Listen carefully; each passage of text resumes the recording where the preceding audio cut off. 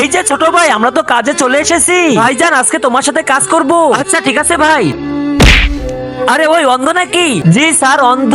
অন্ধ তা এখানে কি করিস? এখানে আমি কাজ করতে আসি, আমার ভাই এখানে কাজ করে। আরে অন্ধকে কে কাজে এনেছে? তোর ভাই কাজ করে অনেক, তুই এখান থেকে সর।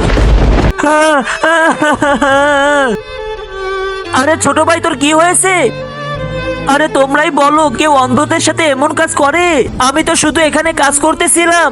ছোট ভাই আমি জানি আমার মালিকের ব্যবহার ভালো না, একটু ওয়েট কর, আমি এখনই কাজ শেষ করতেছি। আল্লাহ এই ধরনের মালিক যেন কারোর কপালে না দেয়। যাও ভাইজান কাজ সেরে আসো। আচ্ছা ঠিক আছে ভাই। আচ্ছা এই কাহিনী। আরে ছোট ভাই, আরে আমার ভাই কোথায় চলে গেল?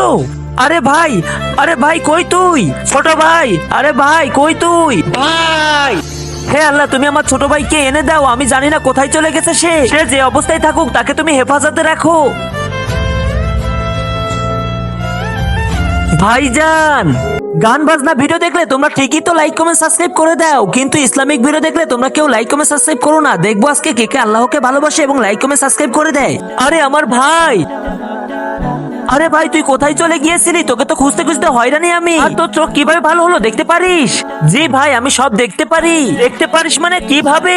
ভাইজান যেই মালিককে আমরা ভুল বুঝেছিলাম সেইটি আমাকে নিয়ে ঠিক করে দিয়েছে চোখ। আমি সারা জীবন অন্যায় করে এসেছি, কিন্তু আজকে একটা ভালো কাজ করব। আমি তোমার চোখ অপারেশন করাবো। শুক্রিয়া। কি সত্যি নাকি? ভাইজান লোকটা আমাদের জীবনে ফেরেশতা হয়ে এসেছিল, সে আমাকে 30,000 টাকা দিয়েছে।